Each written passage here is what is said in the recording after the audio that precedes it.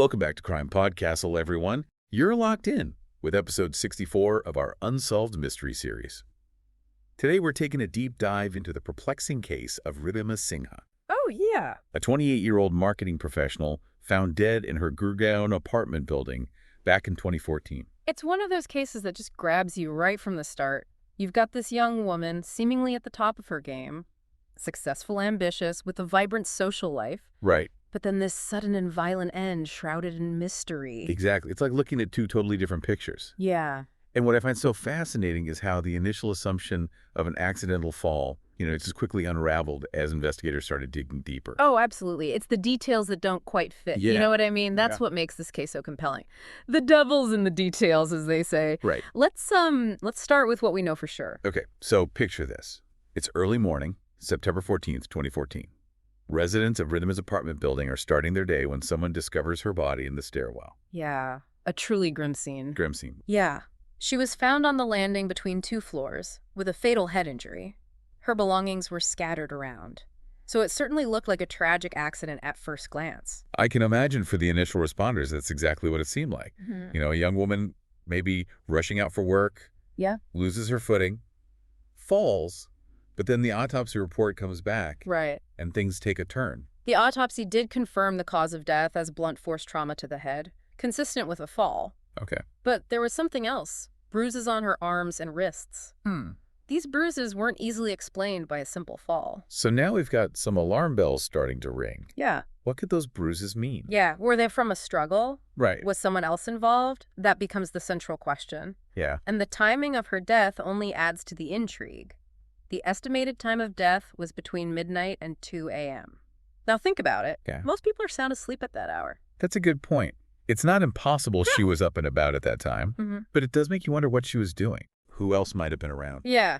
These are the kinds of questions that investigators had to grapple with as they tried to piece together the events leading up to Riddhima's death. So let's talk about those pieces of the puzzle. Okay. What did the police uncover during their investigation? Well, one of the first things they did was interview residents of the building. Okay. And some neighbors reported hearing raised voices, possibly an argument coming from Riddhima's apartment earlier that night. Unfortunately, no one could definitively identify the other voice. Oh, why? Or say for sure what the argument was about. So we have a potential altercation, but no clear picture of who was involved. It's like you're catching a glimpse of something out of the corner of your eye. Yeah. Something's there, but you can't quite make it out. A perfect analogy. Yeah. And then there's the security footage from the building. It shows an unidentified individual entering the building around 11:30 p.m. and leaving about an hour later. Sadly, the footage was quite grainy, so no clear identification was possible. Another tantalizing clue. Yeah. But with frustrating limitations. So we have this mysterious visitor. Yeah. But who were they? Right. And what was their connection to Riddhima? Those are the million-dollar questions. Yeah. And the investigation didn't stop there. The police also looked into Riddhima's personal life. Okay. Particularly her relationships. So we've got a potential argument. We've got a mysterious visitor. Yes. Let's talk about those relationships. Oh, yeah. What stood out to investigators? Riddhima had recently ended a relationship, and her friends described it as quite tumultuous. It was a classic on-again, off-again scenario. Oh, yeah. Filled with intense emotions. That definitely piques my interest. Tumultuous relationships sometimes can be a breeding ground for conflict. Were investigators able to learn more about the specifics of this relationship? They were. The ex-partner was brought in for questioning, and his alibi for the night of Riddhima's death checked out. Okay. But the investigators couldn't shake this feeling that there was more to the story. It's that nagging feeling that something isn't quite right. That drives investigators to dig deeper. Exactly. So we have these three key pieces of the puzzle so far. A possible argument, a mysterious visitor, and a turbulent relationship. Did any of these lead to a clear suspect? Unfortunately not. And that's what makes this case so baffling. The investigators were faced with this jumble of clues that didn't seem to fit together neatly. Yeah. It was like trying to solve a jigsaw puzzle with missing pieces. I can imagine. So what happens when you have a case like this, where the evidence is there, but it doesn't point in any one clear direction? That's when investigators have to start considering different scenarios, Okay. trying to build a narrative that explains all the facts. At this point, it became less about finding a smoking gun and more about exploring plausible explanations. Okay, so let's dive into those explanations. Yeah. What were the theories that emerged from the investigation? Well, the first and perhaps the simplest explanation is that Riddhima's death was a tragic accident. Okay. She could have been working late, stressed or distracted, and simply lost her footing on the stairs. It happens. More often than you might think. That's true. Stairwells can be hazardous, especially if you're not paying attention. But if it was an accident, wouldn't someone have heard the fall? You'd think it would make a pretty big noise. You would think. But remember, the estimated time of death was between midnight and 2 a.m. Right. Most people are sound asleep at that hour. It's entirely possible that no one was around to hear the fall. Okay, I see your point.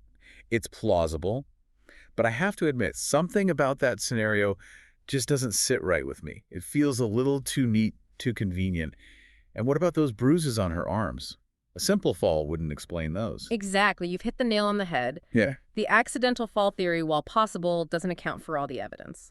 Hmm. Those bruises suggest some sort of struggle or altercation before the fall. So if we rule out a simple accident, what other explanations are we left with? That's when we start venturing into the territory of foul play. Okay.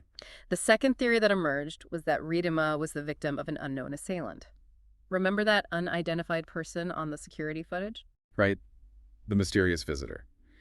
It's chilling to think that someone could have entered the building, harmed Riddhima, and then just walked away. But if that's the case, what was the motive? Was it a random act of violence, or was Riddhima targeted for some specific reason? Those are the questions that haunted the investigation. And without a clear identity for the person in the footage, it was impossible to answer them. It's like having this shadowy figure lurking in the background, Yeah. but not knowing their true intentions. It definitely adds an unsettling layer to this already mysterious case. Yeah. So we have an accidental fall that doesn't fully explain the evidence, and a possible unknown assailant with no clear motive. Are there any other scenarios that investigators considered? There is one more theory that emerged from the investigation, and it's perhaps the most emotionally charged of all. A crime of passion. This is where the details of that tumultuous relationship come back into play, right? Exactly. Remember Riddhima's recent breakup? The intense emotions, the on-again, off-again nature of the relationship. Those factors led investigators to explore the possibility that her death was the result of a personal conflict gone wrong. It's a theory that certainly has a strong emotional pull. But did the investigators find any concrete evidence to support it? They didn't. While the ex-partner's alibi checked out, the investigators couldn't ignore the potential for, a heated argument or a confrontation that escalated into violence. It's a difficult theory to prove without eyewitnesses or physical evidence linking the ex-partner to the crime scene. So we have these three distinct theories, each with its own strengths and weaknesses. A tragic accident that seems too simple, an unknown assailant with no clear motive, and a crime of passion fueled by a tumultuous relationship. It's like standing at a crossroads with three paths leading in different directions, not knowing which one to take. And that's the essence of this case. It's a puzzle with multiple potential solutions, but no definitive answer. It's a mystery that continues to intrigue and perplex all these years later. It's cases like this that really get under your skin. The unanswered questions, the lingering doubt, Oh, yeah. the thought that someone out there might know the truth but hasn't come forward. Yeah. It's a heavy weight to carry. Absolutely. And it highlights the importance of thorough investigation, meticulous evidence collection, Right. and a willingness to explore all possible avenues. Because sometimes the smallest detail, the tiniest clue, can be the key to unlocking the truth. So what happened next? With these three theories hanging in the balance, did investigators manage to narrow it down? They did their best to pursue every lead, but the case eventually went cold. The evidence wasn't strong enough to definitively point to any one theory. And without any new breakthroughs, the investigation stalled. Must have been incredibly frustrating for everyone involved. Yeah. To be so close to the truth, yet so far away. It was. But even though the case went cold, it doesn't mean the search for answers is over.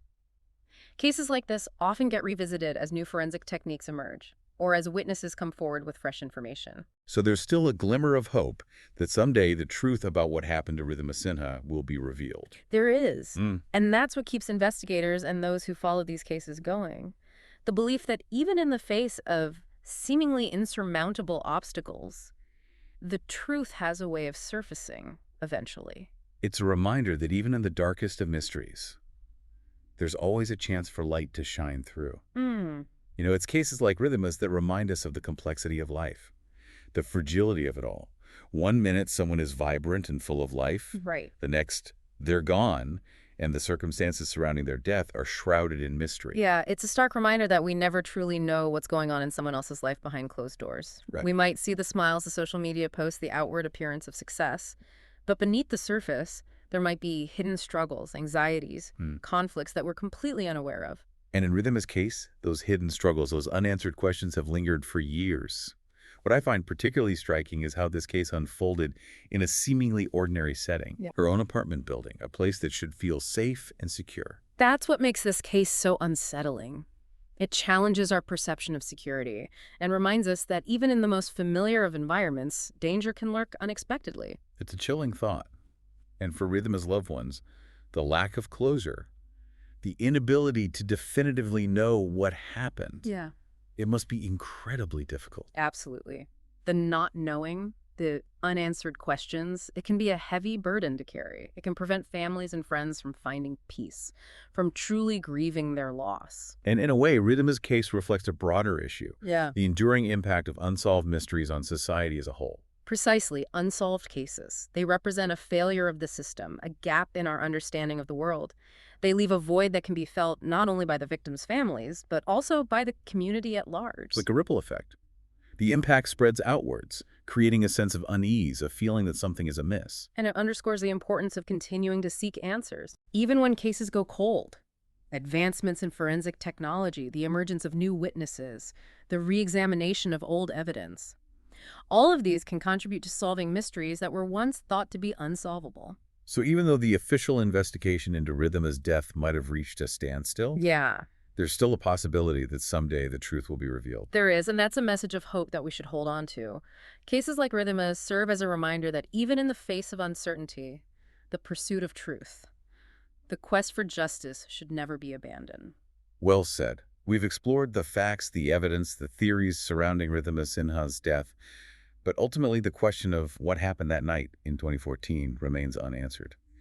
It's a chilling reminder of the complexities of life, the fragility of it, and the importance of seeking justice for those who are lost. It's a case that stays with you long after you've heard the details, a case that prompts us to reflect on our own lives, our own relationships, and the importance of cherishing each moment. Thank you for joining us on this deep dive into the unsolved mystery of Riddhima Sinha. We hope you found it insightful and thought-provoking. If you enjoyed this episode, be sure to subscribe to CrimePod Castle for more captivating stories from the world of true crime. And if you have any thoughts or theories about Riddhima's case, we'd love to hear from you in the comments. Until next time, stay curious, stay safe, and as always, stay vigilant.